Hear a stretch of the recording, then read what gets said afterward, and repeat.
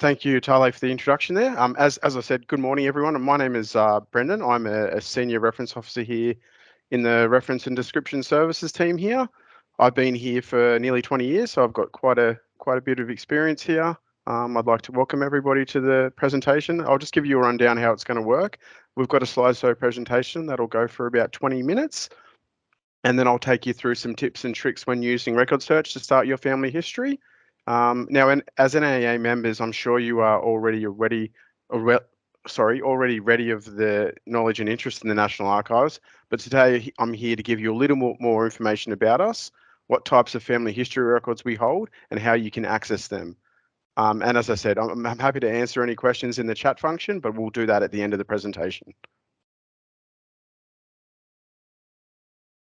So the National Archives of the National Archives of the federal government. Our collection consists largely of records created by the Commonwealth Government since Federation in 1901. This means, for example, that we don't have records about early migration of convicts, but we do hold many records relating to the 20th century events in your family's history, including immigration and defence service. We manage and preserve around 350 kilometres of records in various formats. Most of our records are in paper files, but we also hold posters, maps, plans, photographs, films, audio tapes, and born digital data and information. We also have some personal papers of Governor General, Prime Ministers, Ministers, and senior public servants. Our records document the nation's growth and development and cover almost every topic affecting the lives of Australians. Now, under the Archives Act 1983, members of the public like yourself have a right of access to records over 20 years of age. That is called the open period. So for example, from January 2023, we will be able to release and records dating up to and including 2002. It is useful to keep this date in mind when you're doing your family history research. In terms of family history, the starting point is to consider what interaction might the person you are interested in have had with the Commonwealth Government. What department or agency would have been involved? Did they immigrate, become an Australian citizen, serve in the Defence Forces, work for a government agency, patent an invention, or come to the attention of security agencies like ASIO? You can see some of the types of examples of records we've got there on the screen. Then what you need to do is you need to work out what type of records we might hold about them. Sometimes it'll be as straightforward and easy as locating a World War I service record on our database, but in other cases it can involve a little bit more research. It is important to note that not all records are kept forever. So whilst records relating to, say, a person's citizenship may be retained, more transitional type records such as tax records, welfare payments are not retained. We'll now have a bit more of a close look at the more commonly used types of family history records. So the first major category of records we hold are Defence Service records. Defence Service records are a rich source of family history. The National Archives holds the service records of 420,000 people who served in the First World War, as well as the records of 1.3 million Australians who served in World War II. You can also access the records of permanent servicemen or people who served in later conflicts through the National Archives by contacting reference services, as post-World War II service records are often not listed on our database yet. Service records are usually in the form of personnel files, known as dossiers. Some of these records, and including all of our World War I service records, have been digitised and can be viewed and accessed online. We are also underway on the digitisation of World War II service records with the goal to have this project completed in 2023. So this slideshow shows you some of the types of records we hold. These are for the Army. The next slide I'll show you is for the RAF and the RAN. Now, the numbers in the brackets are their series numbers, and which I'll explain a little bit later in our record search demonstration. So yeah, again, this is the series numbers for our RAN and RAF service records, and we'll go a little bit more into detail with that series number a little bit later in the presentation. So the first instance I'll show you here is this is a World War I service record for John Simpson Kirkpatrick. You may know him as Simpson and his donkey. So this is his attestation form you can see here that he filled in when he enlisted in the AIF.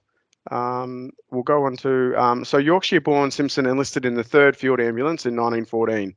He rounded up stray donkeys and used them to carry the wounded from the front line back to the beach at Gallipoli. On the 19th of May 1915, only 24 days after landing at Gallipoli, Simpson was killed and at Shrapnel Gully. These record forms, they form where it'll date his death and his burial. You could expect to find similar sorts of details on the records of any Australian serviceman and woman. So the next one I want to show you, this is from a World War II service record, and it's a RAF service record for former Prime Minister Gough Whitlam.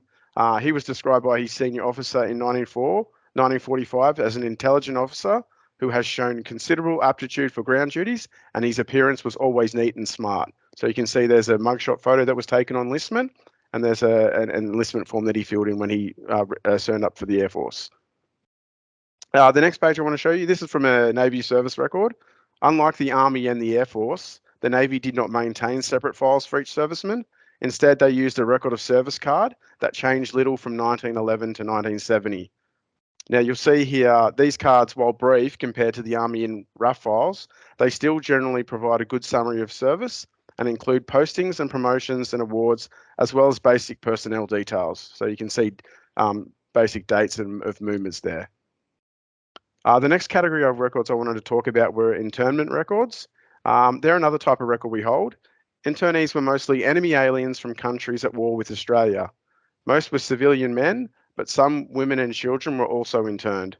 Internees were held in camps around Australia, often in remote locations. People were interned based solely on their nationality, even if they had done nothing wrong. We hold records about internment camps, camp development and administration, government policy on internment, and people who spent their war years in internment as well. And you can see an example there of what an internment record would look like. The next major category of records I wanted to have a chat about was the immigration records we hold. Following World War II, Australia took advantage of the instability and insecurity in Europe and some Asian countries to encourage refugees and displaced persons to migrate out to Australia. Populating Australia was seen as a way of ensuring our safety and guaranteeing our future. It was argued that increasing our population would make Australia a less likely target for invasion, with the rallying cry, "Populate or perish," used by the immigration minister at the time. Immigration occurred through a number of channels. From 1945 to 1959, several British migration schemes were launched. The £10 POM scheme was a colonial term for the General Assisted Passage Migration Scheme, which launched in 1945 to enable British migrants from any country or any colony to come to Australia at the price of £10 POM per adult, provided the adult was under 45 years of age and in good health. Bring Out of Britain was another campaign launched in 1957 that encouraged Australians to sponsor British families. In 1947, the Australian government agreed to include people who had fled their occupied homeland during the war in its migration programs. Under the Displaced Persons Resettlement Scheme, over 170,000 displaced persons came to Australia between 1947 and 1953. That was just one of the numerous migration schemes in place. Turning to our holdings, among our immigration files, we have several types of records that are of interest to people. These include migrant selection documents, passenger arrival records, alien registration records, and naturalisation records. Here in Canberra, we also get a number of inquiries relating to Bonegilla Cards. We'll now have a look at each type of these records. The first one we wanted to have a chat about was the migrant selection documents. Now, these are documents that were compiled overseas when people applied to migrate to Australia under one of the post-war migration schemes. These records were one of the best sources of family history on a migrant and often several pages in length. They then vary in amount of detail which they provide, but generally contain a range of personal details such as name, address, place and date of birth, gender, marital status and nationality. Other details may include physical description, occupation, education, proposed employment, and names of other family members, as well as health checks and photographs. These documents are a useful bridge on giving us an insight into a person's details, life, and motivations as they move towards their new life in Australia. In this picture, we can see an example of a page from a migrant selection record. And here we have a page from a migrant selection document of a displaced person, a little girl named Maria. So you can see here that's the form would have been filled in by her parents at the time. A good portion of our inquiries we get are from people looking for records on their voyage out to Australia. Most of our passenger record holdings start from the early 1920s. However, we do have a scattering of records prior to that. Our passenger index, which I will show you later, covers the period from 1898 to 1972. Here is an example of a passenger list from our collection. Now, you may recognise the surname at the very top of the list. It is the passenger list for the late Olivia Newton-John, who arrived in Australia as a 5-year-old with her parents, and the year was 1954. As you can see, passenger lists only record basic information such as name, age, place of departure, and nationality, and sometimes occupation or intended address in Australia. So while they may not contain a great deal of information, many families find them to be a nice memento of their move to Australia. And the details on the list and cards can sometimes be a breadcrumb trail for other records that we might hold. So this is what a passenger card looks like. People will either appear on a passenger list or a passenger card, depending on what year they arrived in Australia. As you saw in the previous slide, where the list doesn't contain much information, the card has a little bit more information about the person when they migrated. So this is a passenger card for Ringo Starr, who was from the Beatles, and when he toured Australia in 1964. The next type of immigration record we will look at are alien registration records. The threat posed by World War during the 20th century twice caused the Australian government to require all aliens, i.e. non-British subjects, foreign nationals living in Australia, to register with local authorities. Registration was required between 1916 and 1926, and again between 1939 and 1971. Conditions of alien registration changed throughout this century, but obviously increased around World War II. Around World War II period, when aliens had to report every house move, change of job, marriage or change of name, and some were even interned in camps. Aliens carried alien registration cards with them, a copy of which you'll see here on the left. Another popular collection of records relevant to family history are naturalisation records. For those of you who may not know what naturalisation means, it simply means becoming a citizen. We hold naturalisation records for the colonies of South Australia and Victoria from the 1850s and for all Australian states from 1904.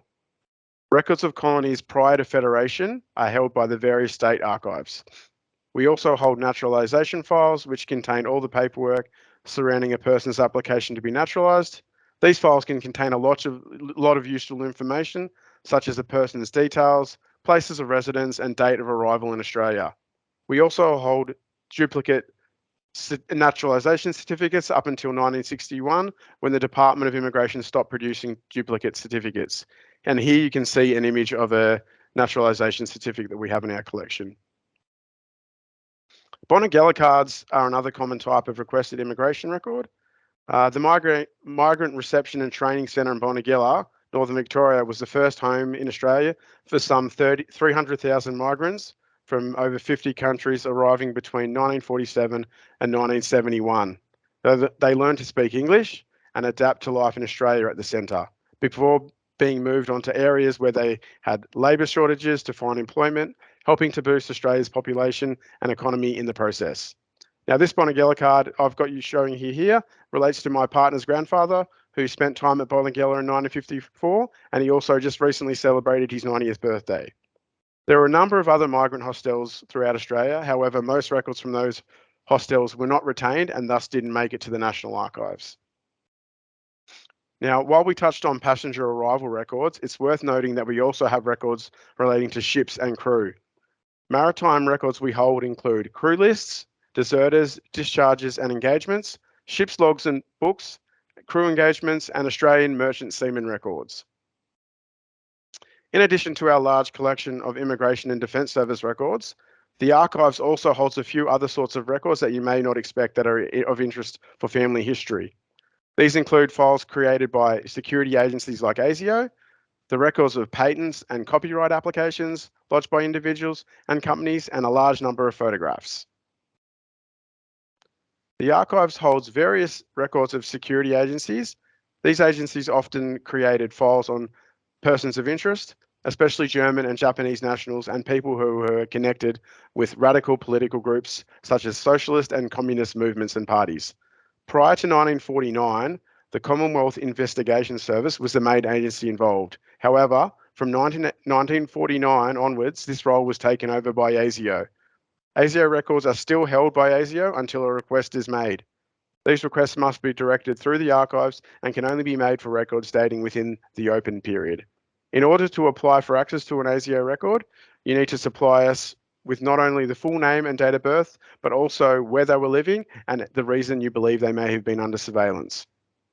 ASIO does not keep files on everyone, only those who were considered to be of security interest, which quite often changed according to the political and social environment at the time. Most ASIO files consist of newspaper clippings, reported conversations, and reports of sightings of the subject. Here we have an example of a very early intelligent record in our collection, a man named Walter. In 1911, Walter worked with the German Consul General's office. At this time, defense were concerned about naval powers such as Russia, Germany, and Japan, and particularly about the vulnerability of Australia's ports. So when Walter took a trip to the Northern Territory to recover from a bout of ill health, he was in the wrong place at the wrong time, prompting concerns that he was actually trying to gather intelligence on defense establishments. Walter was put under constant surveillance for several weeks. However, upon completion of his trip, it was declared that there is nothing to report beyond his extraordinary inquisitiveness, with Walter presumably unaware what interest had drawn on his holiday. Belief that Walter may have been an enemy alien unfortunately reared its head again a few years later when he was interned in the Liverpool camp during World War I, which is where this photograph had been taken. Another sort of record that we hold here at the archives are records of patents and copyrights registered in Australia. These are records contain details such as inventions, music, literary works, artworks, advertisements, and more. They were sometimes lodged by companies, but also by individuals. These records won't be of interest to everyone, but if there was an inventor, an artist, or a musician in the family, it is possible that we will have a record relating to their creation. What you can see here is actually a page from the copyright application for Mr. Squiggle, who graced our screens from 1959 to 1999. The creator was Norman Hetherington, with his wife penning the scripts and his daughter becoming the final presenter. Some of you may have seen the Mr. Squiggle in person in our exhibition in Canberra last year. If you're interested in copyright or patent records, I would suggest you contact the National Reference Service, as these records are often difficult to locate, so we can give you a hand in trying to track those records down.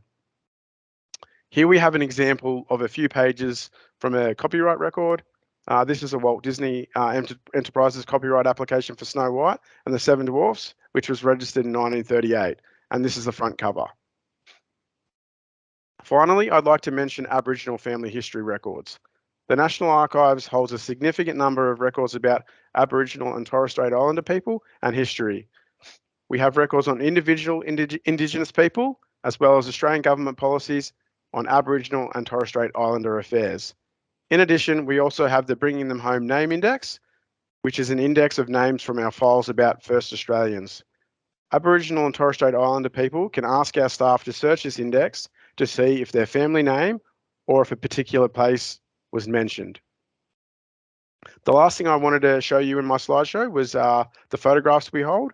So the archives holds a wealth of photographs that may be of interest for your family history.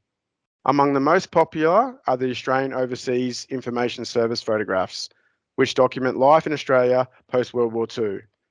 A photographic database, which is also available on our website, gives access to the citations of the majority of these photographs, as well as many images. So that's it for my slideshow presentation. So I'll now take you through some tips and tricks on searching our record search database. So just bear with me a moment. So we've got our website here. Just change that over. So I'm sure you're mostly familiar with our website. This is the main page we've got on display at the moment. So once you get to the main page, which is www.naa.gov.au, just scroll down a little bit from the main image there, and you'll see a big blue button that says Go to Record Search, which will take you through to our collection database. And we'll just wait for that one to load. So this is what your first point of entry will be when you come to our record search database. So when you're searching, it's best to be as broad as possible. So I'll do an example for you. So if we were to do a search for ASIO, you'll see it'll come up with 2,391 records. Now, we can refine that, and that's probably the best way to do this search. And you can do that by a number of different options. You can add a date range, so you might be looking for ASIO information from the 70s, so you could refine that from 1970 to 1979, and you'll see that'll narrow the results down to 924.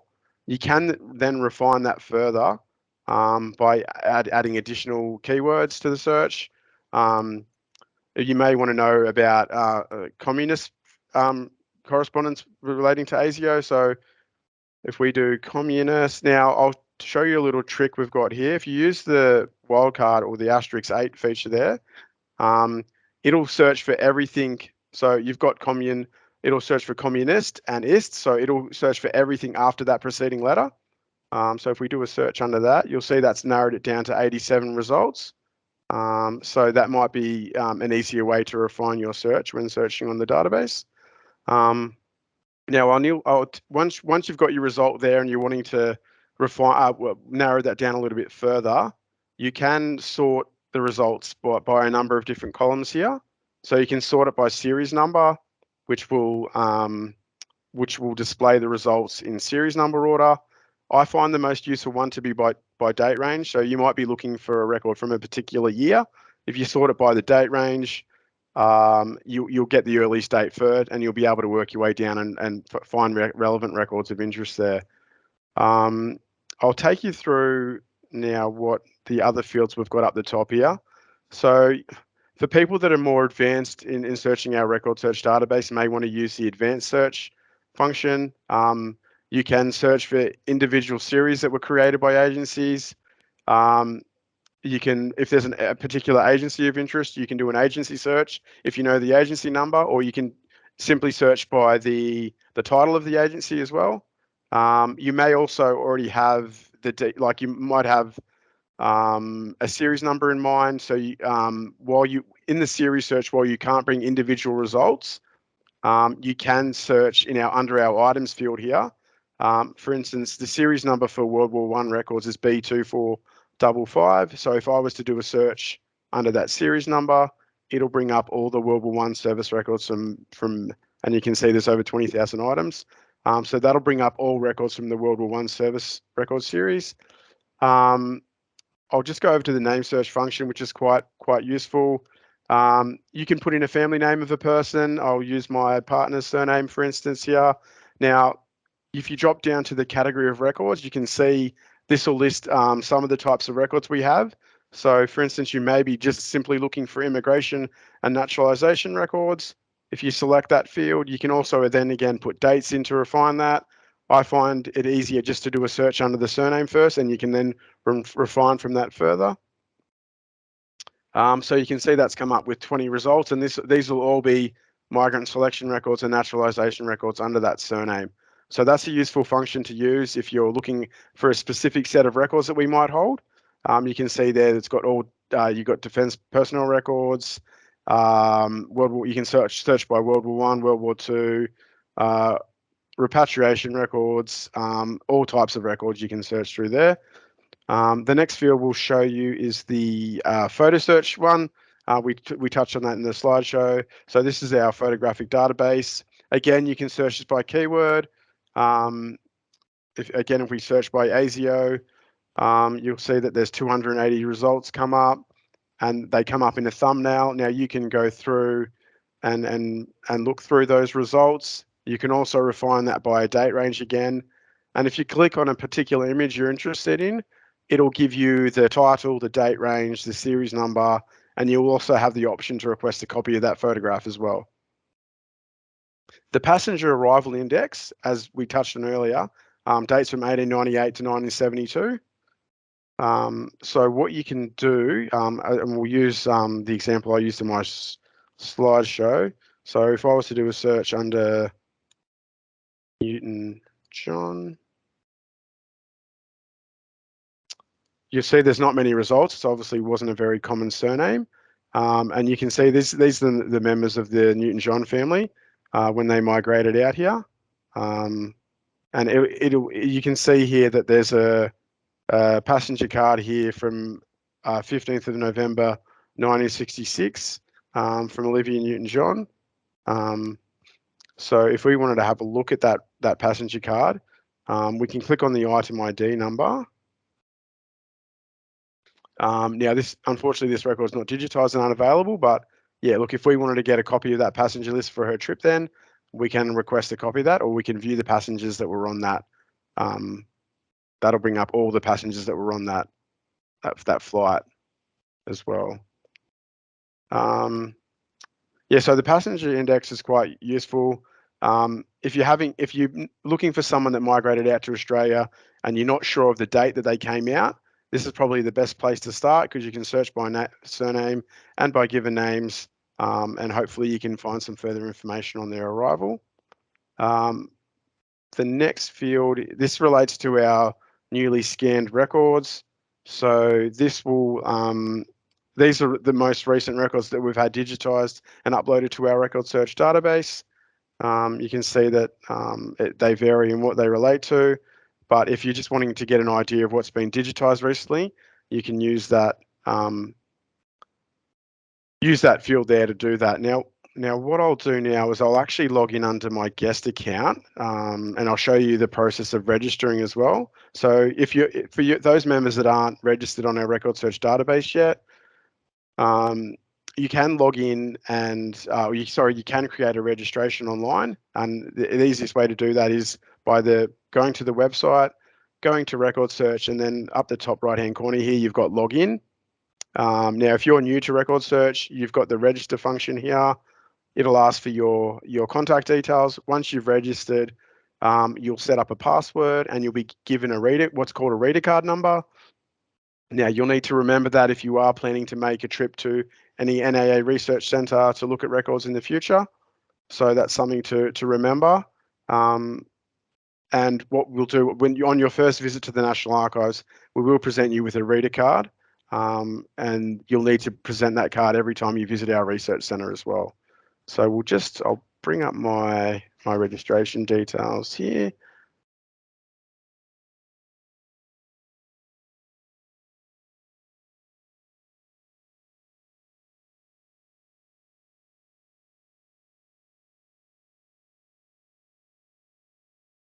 Now, the reason I'm logging in, because I'm going to take you through how to request a record that hasn't been yet examined in our collection. So again, if we go back and do a search for ASIO, and we'll do communist, well, the abbreviated term communist, you can see there's 87 results there. Now, as I mentioned earlier, there's a number of different options you can sort the research results by. One is by the digitized, whether the record has been digitized or not. So if you click on that field, it'll display all the records that have been digitized first. And if you wanted to go straight in and have a look at that record, you can just simply click on that paper icon and that'll take you through to the record, and you'll be able to scroll through. Now, you'll also have the ability now, if you don't have the time to sit through and read through the record at the time, you can export that digital copy into a PDF. You can see down the bottom here, there's a number of options to share the details. The one on the right-hand corner here, if we click on that now, because this is a large format, I won't click on it today, but what it'll do, it'll export that document to a PDF file. You can then save that to your computer, and then read that in future when you're wanting to do that as well. Now, the other things I'll take you through, we'll just click on this first one here. So you can see that once you click on an individual entry on record search, it has a number of different fields here. The title of the record, the date range of the record, the series number. So if we click on that series number, you'll see that there's 4,744 items in that individual items in that series. If you wanted to view all the items relating to the Menzies and Holt ministries, their cabinet files, you would click on that and that would bring up all the results. So that's a good indication to if you're doing research, for instance, into Menzies and Holt Ministries, and you're interested in that series, you can, by clicking on that series link, it'll bring up a list for all the items that are listed on under that series as well. You can see that the record will have a control symbol, and now that number is unique to each individual item. So it's important to remember that if you're citing archival records, or if you're looking for a record, you may be looking through a record online and it may make reference to a control symbol. So it's quite important to remember that number as well. The item ID number is the primary number we use for identifying records. So each individual item in the National Archives will have its own item ID number, and we use that number to order the record as well. So if you are visiting from interstate to one of our NAA research centres, what we will do is we order the record on your behalf under that item ID number and make that available for when you visit the National Archives. You can see here the location, Canberra. So if we go back to the search results, I'll just see if we've got any others. You can see here there's an item that's located in Brisbane. There may also be other records held in other state offices as well. It's important to note that the records can only be viewed, the original records can only be viewed in the state office where they're held. So for instance, if you're interested in accessing a record from Brisbane, you would have to go to our Brisbane office to view that record.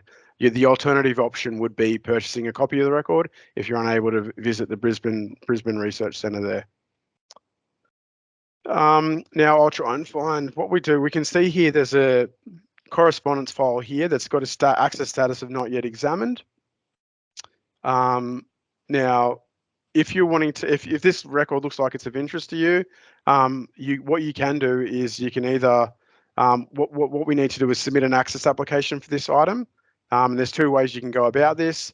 If you plan in the future to look at the original file, you can click on Issue to Research Centre. Now, it'll tell you when you click on that link that it's not available for public access and it cannot be issued to the Research Centre. It gives you the option of submitting an application for access. And if we were to do that, it comes up with the details of the record you've selected. And once you've clicked on that Submit Application link, that'll start the process of getting the record examined. Now, it does take up to 90 days to get a record that has previously been unexamined. And so that'll start the process of your access application, and we will notify you when that record has been access examined, and then you can choose whether to view that record in the Research Centre or purchase a digital copy of the record. For records that are open or open with exception and you're interested in purchasing a copy, we'll go down to this one here. So this is an ASIO record relating to the Communist Party of Australia. If you are interested in purchasing a copy of the record, it is quite simple. You click on that request copy button on the right-hand side of the page. It'll tell you how you will access the copy and when the copy will be available. It generally takes about 30 business days for the record to become available. And once you've clicked on that continue button, it'll take you through what we call as our e-commerce system, where it'll give you the price for the record. Now, because ASIO records are quite detailed, they do have a large fee. So this one in particular is $223. Once you go to proceed to checkout, you can either create an account if you plan to use the NAA shop in the future, or you can go through as a guest user and provide your contact details, order the record, pay for the record online, and then what you'll get is a receipt number from the National Archives. That'll start the process of the digital copying of the record, and we will notify you by email when that digital record is now available to view on the NAA database. Another thing I wanted to touch on was for people out there that are interested in coming to access our research centres to view some original records. Now, you may have a number of records you're interested in viewing. Unfortunately, at the moment, we don't have the ability to submit requests online to view records. So, for instance, if you were to click on this Issue to Research Centre, it'll come up with your name and your reader card number. Now, this is a little bit misleading. Some people may think that this has submitted the request. It has not. So the only way to start that advanced request to view records is by scrolling down a little bit further, and you can see there's a link here to advanced request to view records online. Once you've clicked on that link, it'll take you through to our ref tracker form once it loads.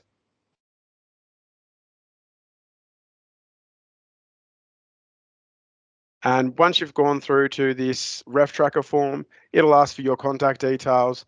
It'll have the details of the selected record. You need to provide details of when you plan to visit, and noting it must be a minimum of 5 days. And because we work on a booking system here, and once you've done that, you fill in all the details. You provide your reader card number.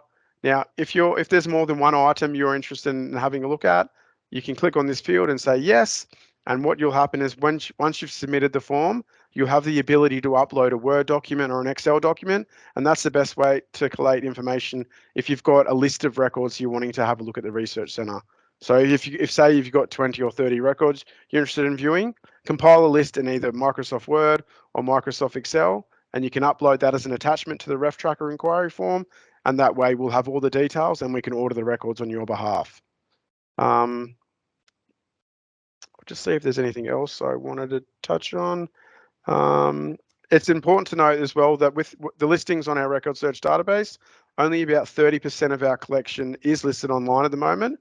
So that means there's 70% of the collection that's left undescribed at the moment, which so if there's something you're looking for and you can't find, it is quite likely that it could be there, but it might involve some more detailed research. So in order to do that, we would go back to our home page, which is naa.gov.au. Now, hopefully this will behave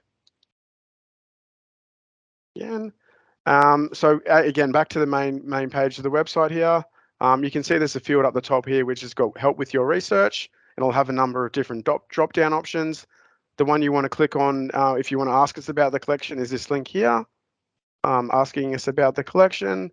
It'll go through a detail about COVID update. You can check the progress of a digitization request. So as I showed you earlier, if you've submitted a request for digitization, if you click on the progress here, it'll give you an update of what date they're processing requests at the moment. So you can get an indication of how far away your digital request is. So I can say here, they're currently processing orders for digital copies from the 17th of June and records of which were not yet examined, that needed to be examined before the digital copy was done. They're currently processing records that are done on the 25th of May.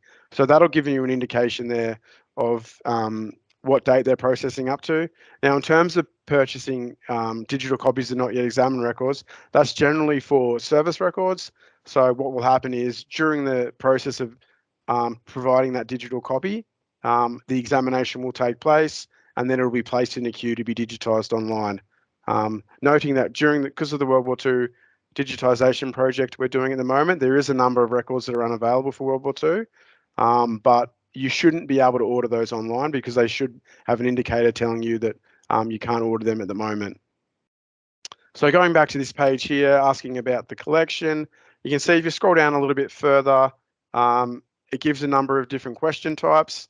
So if you've got questions about immigration, passenger arrival records, passenger departure records, proof of arrival, you can click on any one of these forms.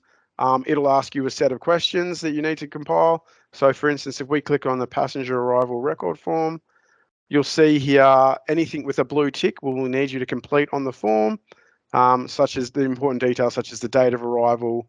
Now, if you don't have the exact date, you can provide as close details as you can. So yeah, anything with a blue tick there you'll need to complete. Fill in that code at the bottom and submit that form. You'll get an NAA receipt number, and that'll start the process of your inquiry. It'll then get allocated into the system here, and a reference officer here at the archives will start investigating your inquiry and attempt to locate the arrival record that you're looking for.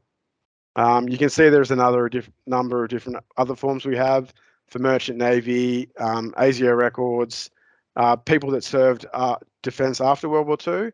Now, if your subject is a little bit more general, the best form to use is our general inquiry form, which gives you the ability to put in a research topic. So it might be something quite broad, but it's best to provide as much detail as possible in that field.